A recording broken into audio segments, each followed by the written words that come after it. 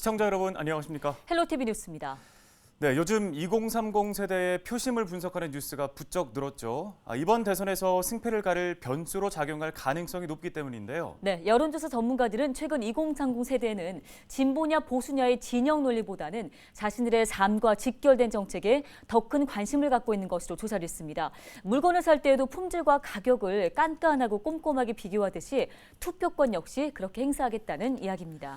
네, 단순히 환심을 사기 위한 공약이 아닌 현실적인 공약들이 나왔으면 좋겠습니다.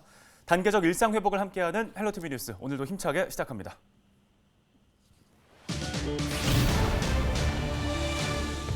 이번 주 수도권의 기온이 가을비와 함께 크게 떨어졌습니다. 입동 이후 초겨울 날씨가 나타나고 있습니다. 수도권 아파트값 상승세가 최저치를 기록한 사이 인천 아파트값 상승률도 주춤하고 있습니다. 하락을 예고하는 신호인지 부동산 전문가와 함께 살펴봅니다. 민선 7기 자치행정의 공약 이행 상황을 점검하는 시간. 오늘은 부평구 행정의 남은 숙제를 살펴봅니다.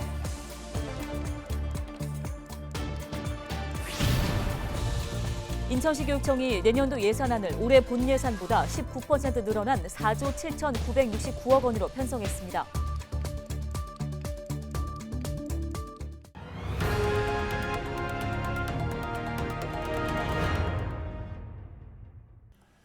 계절이 점점 더 겨울로 향하고 있습니다. 수도권 지역 출근길에 이틀째 비바람이 몰아쳤는데요. 네, 이번 주 내내 쌀쌀한 초겨울 날씨가 이어지다가 주말쯤 평년 기온을 회복한다는 소식입니다. 이정화 기자입니다.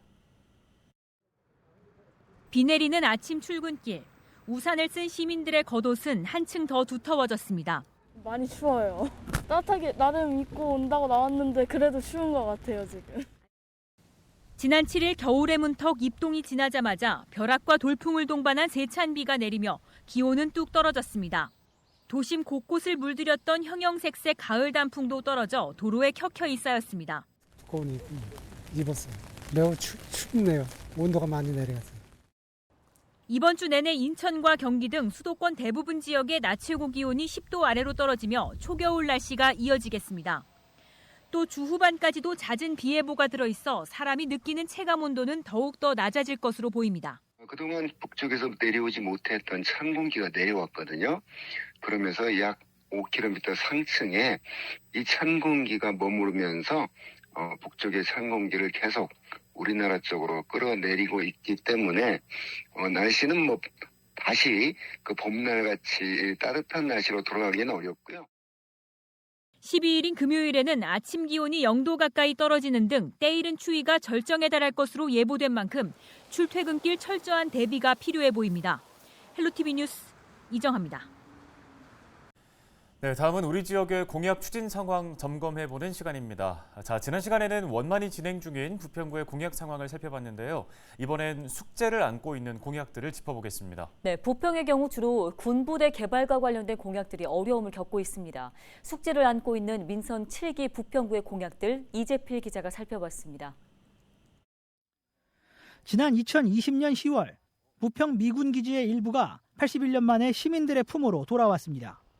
부평 미군기지를 반환해 시민들을 위한 역사문화공원으로 조성하겠다는 게 부평구의 공약입니다. 하지만 최근 부평 미군기지 내 일제강점기 당시 지어진 조병창 병원 건물의 오염 정화를 두고 지역 시민사회 간 갈등이 불거졌습니다.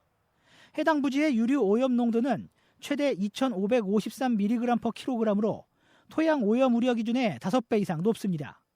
국방부와 환경부는 오염 정화를 위해 건물을 철거해야 한다는 입장. 이에 건축 역사 전문가들은 일제강점기 당시 일본군의 만행을 증명할 중요한 유적인 만큼 건물 철거를 반대했습니다. 하지만 지역 주민들의 건강을 위해서는 완벽한 오염 정화가 필수. 해당 지역의 경우 당초 오는 12월까지 오염 정화를 마칠 계획이었지만 갈등이 지속되면서 기한을 지키기 어렵게 됐습니다. 특히 오염 정화 작업이 지연되면서 오는 2023년으로 예정된 잔여부지 반환도 미뤄지는 것 아니냐는 우려가 나오고 있습니다.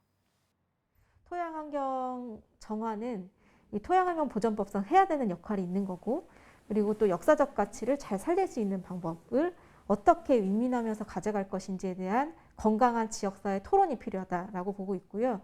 그러면 지자체가 그런 좀 건강한 토론이 이루어지고 지자체도 좀 적극적으로 대안을 모색하는 그런 자리가 필요하다고 생각합니다. 다음으로 살펴볼 공약은 청천동 공병대대 도시개발 사업입니다. 당초 부평구는 이곳에 지식산업센터를 건설하는 방안을 고민했었습니다. 하지만 복합 쇼핑몰 유치를 희망하는 지역 주민들의 반발에 부딪혔고 부평구는 복합 쇼핑몰을 포함해 폭넓게 개발 방향을 열었습니다. 복합 쇼핑몰 같은 이런 현대형 상권은 지금 시대에 너무나 당연한 거고, 그래서 서구나 연수구도 지자체장이나 지역구 의원들이 직접 나서서 주민 편익을 증진시키려고 하는데 부평은 그런 게 전혀 없어요. 다른 지역의 주민들은 당연하게 누리는 이런 혜택이나 편의를 왜 부평구 주민들은 힘들게 싸워야만 얻을 수 있는 건지, 저는 그것도 참. 그런데 인천시가 준주거지역과 근린사업지역에 3,000제곱미터 이상 점포의 입지를 제한하는 것으로 도시계획 조례를 개정했습니다. 지역 골목 상권을 보호하겠다는 뜻인데 공병대대 부진에 복합 쇼핑몰 건립에 영향을 미칠 수 있습니다. 지역 주민들은 복합 쇼핑몰 건립을 요구하는 온라인 시민 청원을 올리기도 했습니다. 부평구는 조례에 예외 조항도 있는 만큼 지역 주민과 골목 상권의 의견을 수렴해 합리적 방안을 이끌겠다고 밝혔습니다. 사업 시행자가 복합 문화 쇼핑몰을 포함한 그런 제안을 할 경우 개정된 조례 내용의 그 내용을 고려하고 그 기존 상권에 미칠 영향 이런 것들을 감안해야 되기 때문에 주민들이나 소상공인의 의견 수렴 그리고 관계기관과의 협의 등을 통해서 각계각층의 다양한 의견을 듣고 합리적인 방안을 도출해서 결정할 계획입니다. 마지막으로 살펴볼 공약은 삼보급단 이전입니다. 지난 2019년 1월 국방부와 인천시는 삼보급단 이전을 포함한 지역 내 군부대 재배치에 합의했습니다. 삼보급단 주변 지역인 산곡동 주민들은 이를 크게 반겼지만 반대로 삼보급단을 포함한 군부대가 집적화되는 일신동 지역 주민들은 강하게 반발했습니다. 특히 올해 3월 부천 지역의 군부대도 일신동으로 이전한다는 계획이 확인되면서 주민들의 반발은 더욱 거세졌습니다. 여기 군부대 이전하는 것만 해도 지금 난리인데 자기들 살자고 딴 우리 부평구 죽이는 것밖에 안 되고 또 이거를 또 부평구청장은 이걸 승인해 줘서는 안 되죠. 절대로 안 되죠. 올해 9월 기준 부평구의 전체 공약 이행률은 91.4%입니다. 전체 공약 이행률은 높지만 풀지 못한 어려운 숙제도 여전히 남아 있습니다. 헬로티비 뉴스 이재필입니다. 인천시 교육청이 내년도 예산안을 올해 본 예산보다 19% 늘어난 4조 7,969억 원으로 편성했습니다. 역대 최대 규모입니다. 교육 회복과 미래 교육을 위한 예산 3,366억 원을 비롯해 무상교육 예산 5,454억 원, 학교 시설 개선 예산 5,446억 원 등이 이번 예산안에 포함됐습니다. 이외에도 시교육청은 주민참여 예산 사업으로 24억 원, 인건비와 운영비로 3조 213억 원을 편성했는데요. 이번 예산안은 인천시 의회 심사를 거쳐 다음 달 14일 열리는 본회의에서 최종 확정됩니다. 올 한 해 동안 서울의 아파트 매매 가격은 5.8% 상승했습니다. 같은 기간 인천의 아파트 매매 가격은 20.4% 가까이 오르면서 서울 상승률의 3배를 웃돌았습니다. 불과 10개월 만에 집값이 20%가 넘게 오른 건데요. 네, 지난해까지는 월급을 한 푼도 안 쓰고 10년간 모으면 인천에 집을 장만할 수 있었는데 올해는 집값이 오르면서 이 기간이 3년 더 늘어났습니다. 내년에는 대출 규제도 더 강화될 예정이라 무주택자들에게 내 집 마련은 더욱더 어려워질 것으로 보입니다. 김진재 기자입니다. 인천 계양구의 한 아파트. 이 아파트는 지난해 9월 전용 면적 59제곱미터 매물이 2억 2천만 원에 거래됐지만 1년 뒤인 지난 9월에는 같은 면적이 4억 500만 원에 거래됐습니다. 1년 사이 시세가 1억 8천만 원 이상 오른 겁니다. 집값 상승과 대출 규제 속에서 서울 경기에 비해 상대적으로 집값이 낮은 인천으로 수요가 몰리자 인천 아파트 가격이 가파르게 상승한 겁니다. 지난해 3억 초반이던 인천 아파트 평균 매매가는 1년 만에 1억 원 가까이 비싸졌습니다. 지난 1년간 근로자의 월 평균 임금은 5만 원이 올랐는데 지난해까지 근로자가 월급을 고스란히 모았을 경우 10년이면 인천 아파트를 살 수 있었다면 올해는 그 기간이 13년으로 늘어난 셈입니다. 높아진 집값에 인터넷 커뮤니티에서는 이제 부천은 못 가고 망설이면 인천도 못 간다는 말까지 나오고 있습니다. 특히 대출 규제가 강화되면서 현금이 없는 실수요자들은 내 집 마련이 더 어려워지고 있습니다. 무주택 실수요자가 조정 대상 지역인 인천 부평구에서 평균 매매가 수준의 아파트를 구매할 경우 대출 한도는 70%로 현금을 최소 1억 2천만 원가량 보유해야 합니다. 만약 투기과열지구인 연수구에서 아파트를 구매하려고 한다면 대출 한도는 50%로 줄어 최소 3억 4천만 원의 현금이 필요합니다. 특히 내년 1월부터는 주택담보와 신용대출 등을 합친 총 대출액이 2억 원을 초과할 경우, 내년 7월부터는 총 대출액이 1억 원을 초과할 경우 총 부채 원리금 상환 비율인 DSR이 40%로 제한됩니다. 원금과 이자 상환액이 연소득의 40%로 제한되면 연소득이 적을수록 대출 한도가 줄어들기 때문에 집을 사기 위해 필요한 최소 현금은 그만큼 더 늘어납니다. 그나마 인천 지역의 입주 물량이 내년부터는 평년 대비 2배 수준으로 늘어날 것으로 예상돼 급격한 집값 상승 우려는 다소 줄어든 상황. 다만 전문가는 지난해 인천의 인허가 물량이 4분의 1로 줄어드는 등 공급이 여전히 부족한 상황이라며 대규모 공급이 뒷받침되지 않는다면 한동안 상승 추세가 이어질 것으로 보고 있습니다. 주변에서 밀려 나오는 전세 난민의 수요가 매매 추세로 가장 많이 돌아서는 지역이 인천이거든요. 인천 같은 경우에는 올 하반기에서 내년 상반기까지도 지속 상승의 여력은 조금 있다. 다른 지역보다는 하락세라든지 상승세의 둔화가 조금 덜할 것으로 예상이 됩니다.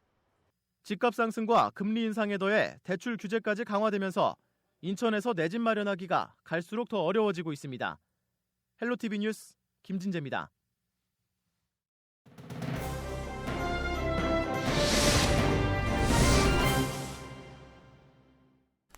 자, 이어서 키워드로 살펴보는 오늘 뉴스. 첫 번째 키워드는 인질극입니다.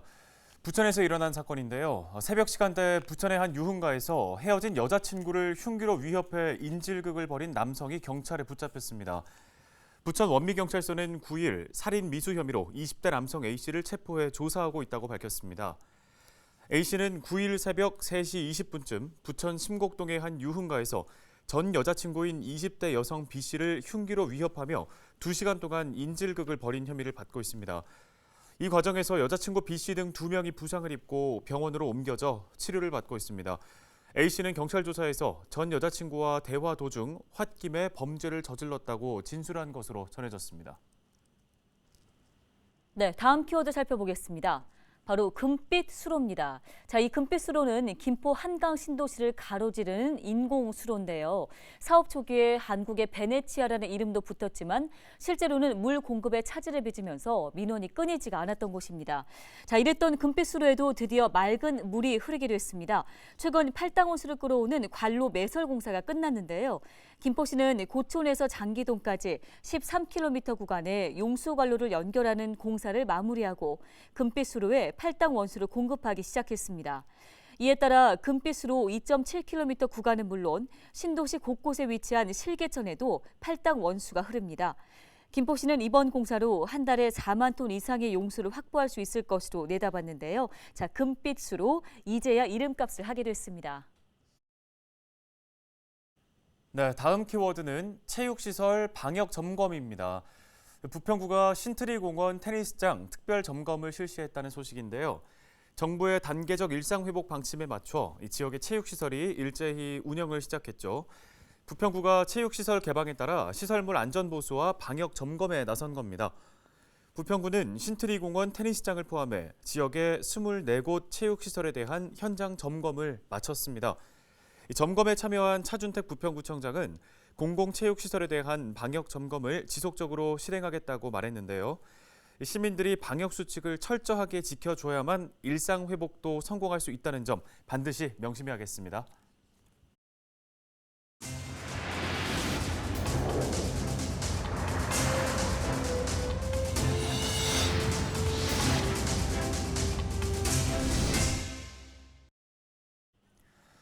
오늘 저희 헬로티비 뉴스가 준비한 소식은 여기까지입니다. 네, 시청해주신 여러분 고맙습니다.